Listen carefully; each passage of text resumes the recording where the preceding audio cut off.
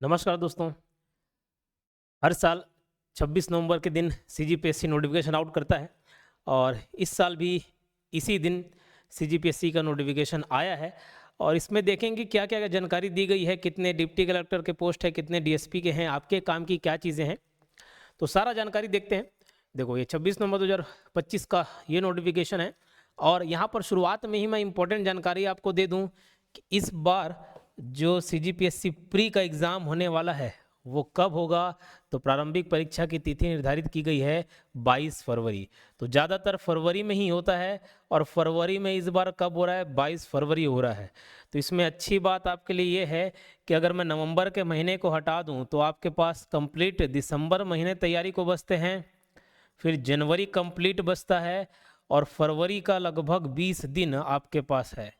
यानी कि लगभग लगभग 2.5 से 3 महीने आपके पास तैयारी के लिए है, प्री की तैयारी के लिए।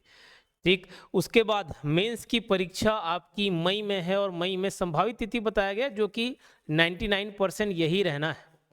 तो 16, 17, 18, 19 ये 4 दिन आपकी मेंस की परीक्षा रहेंगी। यानी कि फरवरी के बाद अगर आप आश्वस्त हो जाते हैं कि इस बार आपका प्री निकल रहा है तो आपके लिए पास कंप्लीट कितना महीने रहेगा, मार्च, अप्रैल और आधा मई का हिस्सा, यानी कि उसके बाद सिर्फ और सिर्फ 2.5 महीने के। तो जिनकी प्री की तैयारी नहीं हुई तो वो प्री का ही करेंगे, लेकिन जो ये चाहते हैं कि पूरा प्री मेंस इंटरव्यू सब निकले तो उनको पैरेलली तैयारी करनी होती है। तो चलिए फिलहाल हम प्री पर फोकस करते हुए इसके सिलेबस और सारा क्राइटेरिया जानेंगे। इस बार टोटल जो पोस्ट हैं वो हैं 238 पदों की संख्या है, जिसमें इस बार डिप्टी कलेक्टर के लिए 14 पोस्ट हैं, डीसी डिप्टी कलेक्टर के लिए 14 पोस्ट और डीएसपी के लिए 28 पोस्ट हैं। ठीक है, तो छत्तीसगढ़ राज्य प्रशासनिक सेवा उप जिला अध्यक्ष सामान्य प्रशासन विभाग, टोटल 14 पोस्ट है। हालांकि अनारक्षित आरक्षित ये सब में बटा हुआ है, वो आप पढ़ सकते हैं अपने कैटेगरी के हिसाब से देख सकते हैं। मैं ओवरऑल पोस्ट की संख्या बता रहा हूँ कितना निकला हुआ है 14। और लेवल देख सकते हैं, लेवल 12, ग्रेड पे 56,100 से चालू है। ये क्लास 2 ऑफिसर के पोस्ट हैं। राज्य पुलिस सेवा के अंतर्गत यानी कि डीएसपी के पोस्ट टोटल आपको 28 देखने को मिलेंगे। और सबसे ज़्यादा पोस्ट इस बार जो है वो है नायब तहसीलदार का। नायब तहसीलदार 51 पद हैं। ठीक, ये क्लास 3 का होता है, नायब तहसीलदार क्लास 2 में नहीं आता। नीचे मैं खैर दिखाऊंगा कौन से पोस्ट आपके क्लास 2 के हैं और कौन से पोस्ट क्लास 3 के हैं। तो 51 पद हैं नायब तहसीलदार के, जो कि राजस्व एवं आपदा प्रबंधन विभाग के अंतर्गत आता है। तो टोटल 51 पोस्ट है और बैकलॉग का भी अलग से 2 पोस्ट है इसमें। क्लियर। और हम एक चीज़ जिसकी उम्मीद लगा रहे थे, 50-50% जिसका चांस था कि सीएमओ अलग से होगा कि इसी राज्य सेवा परीक्षा के अंतर्गत होगा, तो ये जो उम्मीद है इस नोटिफिकेशन के साथ ही समाप्त हो गई है। कैसे? तो सीएमओ 2 अलग अलग वर्ग होते हैं, इसमें भी ख और ग। ठीक है, जो बी और सी वर्ग जो होता है, तो मुख्य नगर पालिका अधिकारी वर्ग ख एक क्लास 2 होता है, एक क्लास 3 के अंतर्गत इसको काउंट किया जाता है। तो जो क्लास 2 वाला है उसका टोटल 18 पोस्ट देखने को आपको मिलेगा, और जो क्लास 3 है यानी कि वर्ग ग जो है वो 29 पद हैं और 4 बैकलॉग हैं। तो ये सीएमओ का पोस्ट भी इसी में इंक्लूड कर दिया, अलग से इसकी परीक्षा नहीं ली जा रही है। उसके अलावा 2, 4, 3 पोस्ट ऐसे दूसरे भी मिल जाएंगे आपको, श्रम पदाधिकारी, ठीक है, ये लेबर ऑफिसर हो गया 2 पोस्ट, राज्य कर सहायक आयुक्त 10 पोस्ट इसके आपको देखने को मिल जाएंगे, राज्य वित्त सेवा अधिकारी आपको मिलेगा 2। तो ये सारे छोटे मोटे और पोस्ट भी है, छोटे मोटे नहीं पोस्ट हैं और उसकी छोटी मोटी संख्या है। ठीक है, बहुत ज़्यादा नहीं है। हाँ, ये राज्य कर निरीक्षक आपके 16 पोस्ट हैं, आबकारी उप निरीक्षक 11 पोस्ट हैं, उप पंजीयक 12 पोस्ट हैं। तो ऐसे कुल मिलाकर टोटल कितने पोस्ट देखने को मिल रहे हैं? 238 पोस्ट। ठीक, तो इस बार जो डिप्टी कलेक्टर और डीएसपी बनने की उम्मीद लेकर हैं उनके लिए खुशखबरी है। लेकिन हाँ, यहाँ पर किसी भी पोस्ट के लिए कंपलसरी, हर पोस्ट के लिए आपका फिजिकल मेजरमेंट अच्छा हो ये ज़रूरी नहीं है, लेकिन कुछ पोस्ट के लिए है और किन किन पोस्ट के लिए है वो नीचे बता दिया गया है। उसके अलावा देखो, जो दिव्यांग बच्चे हैं उनके लिए भी कैटेगरी बताया जाता है, कौन कौन से पोस्ट के लिए दिव्यांगता प्रकार को एलिजिबल किया जाएगा। जैसे डीएसपी के लिए पुलिस विभाग में या आर्म फोर्स में दिव्यांगजनों को एक्सेप्ट नहीं किया जाता, तो उसमें नहीं है। बाकी आप अपने अपने हिसाब से यहाँ पर कैटेगरी देख सकते हैं। ठीक है, तो ये बताया, इसको मैं नहीं पढ़ रहा हूँ, आप इसको देख लीजिएगा। इसका पीडीएफ आपको हमारे टेलीग्राम चैनल में मिल जाएगा, योगेंद्र साहू ऑनलाइन क्लासेस नाम से टेलीग्राम चैनल में। और कुछ महत्वपूर्ण बातें हैं तो उसको मैं बता देता हूँ। अच्छा, ये देखो इसका जो चयन प्रक्रिया है फिर वही प्री मेंस और इंटरव्यू के तहत होगा। प्री में कुछ बच्चे छटेंगे, इसका कोई मार्क्स नहीं जुड़ता है, क्वालिफाइंग बस पेपर है। उसके बाद आप पहुंचते हैं मेंस में, देन इंटरव्यू में, ये दोनों का मार्क्स इंक्लूड किया जाता है।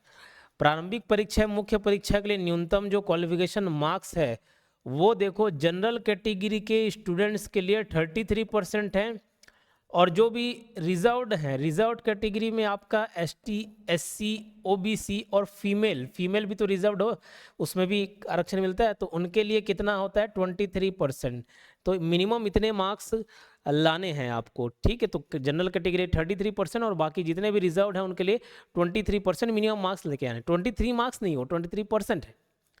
जैसे पीएससी प्री अगर 100 क्वेश्चन और 200 मार्क्स के हो रहे हैं तो उसका 33% निकाल लेंगे, फिलहाल परसेंट आप निकाल लेंगे जिस भी रेस्पेक्टिव एग्जाम में आप बैठेंगे, चाहे प्री का हो या मेंस का हो।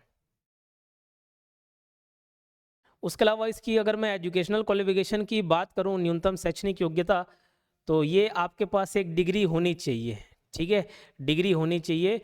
और जब आप फॉर्म भरेंगे, एग्जाम फॉर्म भरेंगे, क्या उस समय डॉक्यूमेंट लगेगा? तो उस समय डॉक्यूमेंट नहीं लगेगा, किसी प्रकार का डॉक्यूमेंट नहीं लगेगा। लेकिन आप जब मेंस क्वालिफाई करेंगे तो इंटरव्यू से पहले ही आपका डीवी हो जाता है, ठीक। एज कैलकुलेशन, कई बच्चे एज को पूछते सर हम दिला पाएंगे नहीं दिला पाएंगे, तो जो भी मिनिमम एज हो, चाहे 21 साल हो या मैक्सिमम एज है जो कैटेगरी के हिसाब से या मेल फीमेल जेंडर के हिसाब से या निवासी के हिसाब से थोड़ा कम ज़्यादा हो जाता है, उस हिसाब से जो भी अपर एज लिमिट हो, अपर एज लिमिट या जो लोअर एज लिमिट है, वो दोनों काउंट किया जाएगा 1 जनवरी 2025 से। कहाँ से? 1 जनवरी 2025 से, ठीक। तो आयु सीमा एवं आयु सीमा में छूट, तो अलग अलग वहाँ पे छूट कैटेगरी बताए गए हैं, ठीक। ये आप एक बार पढ़ लीजिएगा अपने हिसाब से, जो आपको छूट मिल रहा है उसको देखेंगे। और मैं यहाँ पे देखो, उप पुलिस अधीक्षक के लिए शारीरिक मापदंड, तो कुछ पोस्ट ऐसे हैं जिनके लिए फिजिकल मेजरमेंट वाला जो क्राइटेरिया है आपको उसको पास करना होगा, हर पोस्ट के लिए नहीं है, ठीक। तो ये हाइट है, इतना मांगता है ये पुलिस या आर्म फोर्स के डिपार्टमेंट में, 168 सेंटीमीटर की ऊंचाई है ना, या उससे ज़्यादा, और महिलाओं के लिए 155 सेंटीमीटर। सीना भी है फुला के, बिना फुलाए 84 और फुलाने पर 5 सेंटीमीटर आपका बढ़ना चाहिए। अभ्यर्थी को शारीरिक रूप से निःशक्त नहीं होना चाहिए, खैर डीएसपी के लिए है।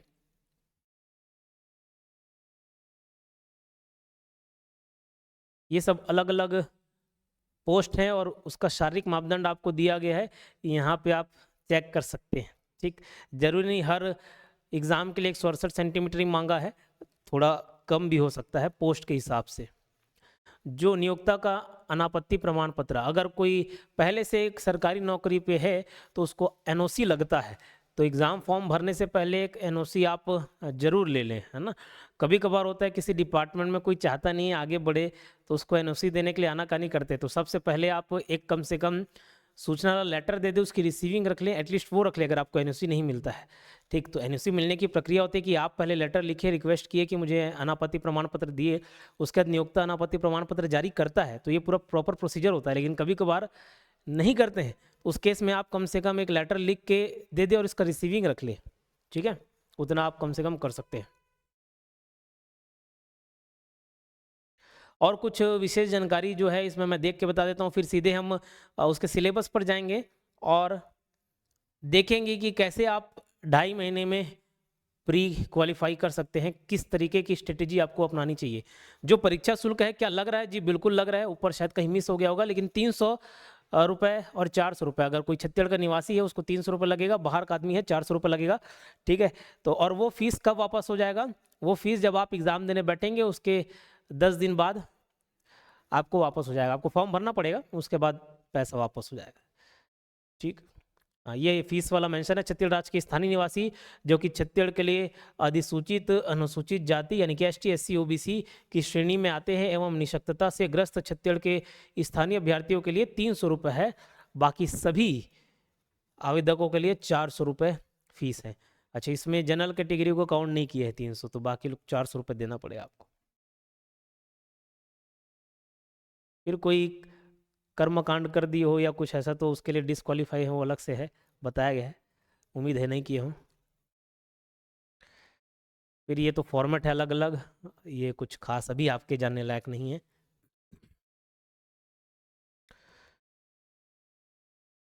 ये जिसकी मैं बात कर रहा था, लोग ये सोचते हैं, स्टूडेंट ये सोचता है कि सीजीपीएससी जो रेगुलर हर साल एग्जाम आता है उसके सारे पोस्ट क्लास 2 ऑफिसर के होते हैं, तो नहीं, ऐसा नहीं है। कुछ क्लास 2 के होते हैं, कुछ क्लास 3 के भी होते हैं।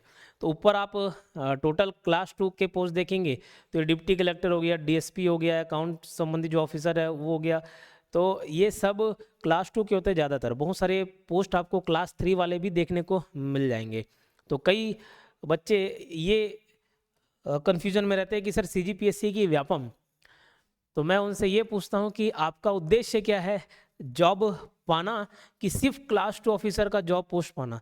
और क्लास 2 ऐसा नहीं कि व्यापम या सीजीपीएससी के सिंगल सिटिंग एग्जाम में नहीं निकलते, वो भी निकलते हैं, लेकिन हाँ किसी को एकदम डीएसपी और डिप्टी कलेक्टर ही बनना है, वो उम्मीद में आते हैं, तो उनके लिए पीएससी प्री मेंस इंटरव्यू का रास्ता ही चुनना पड़ेगा, और कोई दूसरा रास्ता नहीं है। लेकिन ऐसे बच्चे जो ऐसे कि सर कोई सा जॉब बस मिल जाए, तो ये जो क्लास 3 जो तृतीय श्रेणी के जो पद हैं वो तो आपके व्यापम भी निकाल देता है, तो उस बात को आप ध्यान रखेंगे।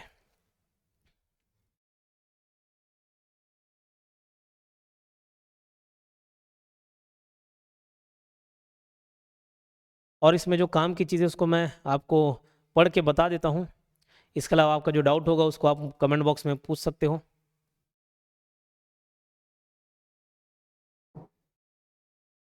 सिलेबस पर चर्चा कर लेते हैं, सिलेबस देख लेता हूँ मैं, नीचे दिया होगा।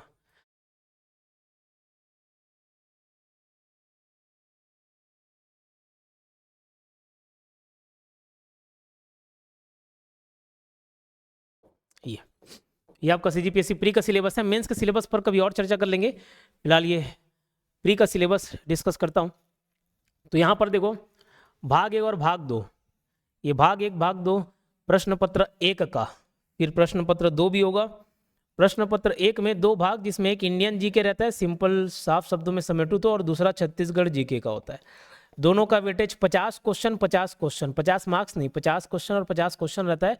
हर एक क्वेश्चन के लिए आपको 2 मार्क्स मिलते हैं, यानी कि ये 100 मार्क्स का पेपर हो जाता है। सर नेगेटिव मार्किंग रहता है क्या? बिल्कुल रहता है, नेगेटिव मार्किंग आपको यहीं बता दिया जाता है। कभी कभार आप क्वेश्चन पेपर में ढूंढते हैं कि कहाँ नेगेटिव मार्किंग बताया, इसमें तो दिया नहीं है, तो शायद हो सकता है नेगेटिव मार्किंग ना हो, ऐसा नहीं है, नेगेटिव मार्किंग रहता है। यहाँ पर मेंशन कर दिया है 1/3, और 1/3 मार्क्स नहीं है, जितना मार्क्स मिलना है उसका 1/3 है, यानी कि एक क्वेश्चन के 2 मार्क्स है ना, तो 2 मार्क्स आप समझ लो, 2 मार्क्स का 1/3 आप काटोगे तो 0.67 समथिंग आएगा, 0.666। तो 0.67 अगर एक नेगेटिव क्वेश्चन किया तो आपको उतना मार्क्स कट जाना है, ठीक है। तो निर्धारित अंक का 1/3 अंक काट लिया जाता है, वो 1/3 अंक नहीं है, जो 2 मार्क्स मिल रहे हैं ना उसका 1/3 यानी कि 0.67 नेगेटिव मार्क्स आपका रहता है। अब मैं आपको बताना चाहूँगा कि आपको अगर प्री क्वालिफाई करना है तो इंडियन जीके, छत्तीसगढ़ जीके, इस पे ज़्यादा जोर देना है, क्योंकि इसमें देखो मिनिमम आपको जो परसेंटेज लाना हो तो लाना ही पड़ेगा, उसके ऊपर भी कट ऑफ तो इसी से डिसाइड होता है। यहाँ पर आप सिर्फ और सिर्फ क्वालिफिकेशन के लायक मार्क्स लेकर आप पास हो सकते हैं। अगर आप कैटेगरी में आ रहे हैं, किसी भी ST SC OBC या फीमेल आ रहे हैं, तो मात्र 23% आप लेकर आ जाएं, इसमें आप पास हो जाएंगे। जनरल कैटेगरी के हैं तो 33%, तो ये कोई बहुत बड़ी बात नहीं होती। हाँ, मैं मानता हूँ कुछ लोगों के लिए मैथ्स थोड़ा दिक्कतदायक रहता है, लेकिन आप थोड़ा रीजनिंग पे काम कर लें, दूसरे और सब्जेक्ट्स पे काम कर लें, तो आप इजिली ये परसेंटेज वाली जो क्राइटेरिया वो फुलफिल कर सकते हैं, ठीक। लेकिन अगर आपको ओरिजिनल सिलेक्शन चाहिए और प्री आपको क्वालिफाई करना है, तो आपको आज से ही इस भाग में ज़्यादा ध्यान देना पड़ेगा। और उसमें भी मैं बोलूं कि अपने दिन का जो भी हिस्सा है, दिन का जो भी जितने भी घंटे आप पढ़ रहे हैं उसको 2 हिस्से में बांटें। एक हिस्से में आप इंडियन जीके को दें और दूसरे हिस्से में छत्तीसगढ़ जीके को दें कंपलसरी। आपको लगेगा कि छत्तीसगढ़ का जीके का जो सिलेबस है वो इंडियन की तुलना में बहुत कम है, तो मैं उसको थोड़ा कम टाइम देता हूँ, लेकिन ये गलती आप मत करिएगा। इसको बराबर उतना ही हिस्सा देना जितना ये मार्क्स दे रहा है, उतना ही टाइम का वेटेज भी देना है, क्योंकि यहाँ से 50 क्वेश्चन पूछे जाने हैं और ये VVIMP हो जाता है। तो आपका जो छत्तीसगढ़ वाला पोर्शन है, 50 क्वेश्चन अगर पूछे जा रहे हैं, तो अगर उसमें आप 40 क्वेश्चंस भी सॉल्व कर लेते हैं तो आपका सिलेक्शन का चांस बहुत ज़्यादा बन जाता है, ठीक है। और ये 40 भी मैं तब बोल रहा हूँ जब इसमें 50 क्वेश्चन में 4-5 ऐसे क्वेश्चंस पूछ दिए जाते हैं जो ना कभी आप देखोगे ना कभी पढ़ाने वाला, यानी कि हम देखते हैं, कोई कोचिंग इंस्टीट्यूट वाला भी उसको नहीं देखा होता है।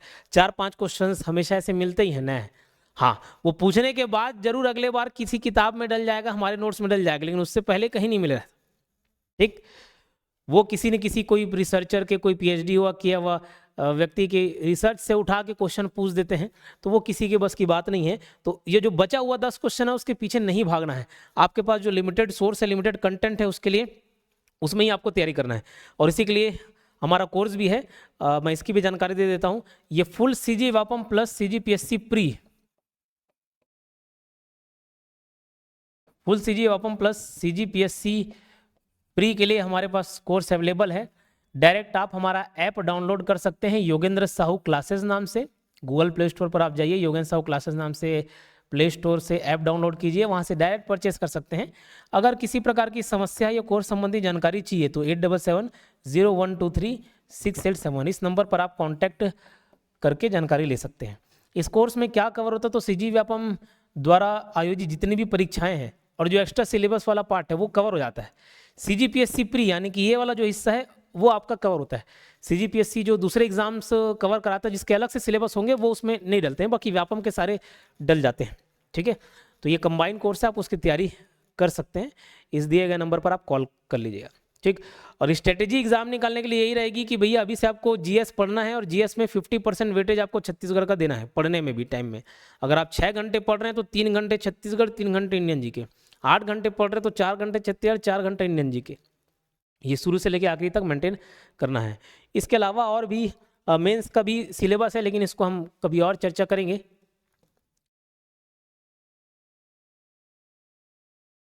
मेंस के लिए क्या स्ट्रेटेजी होनी चाहिए, किस प्रकार की आंसर राइटिंग की जाती है, कैसे आंसर लिखना है तो आपको ज़्यादा मार्क्स मिलेंगे, वो सब हम अगले वीडियो में चर्चा करेंगे। इसके अलावा और किसी प्रकार के आपके मन में शंका हो, डाउट हो तो आप कमेंट बॉक्स में पूछ सकते हैं। धन्यवाद।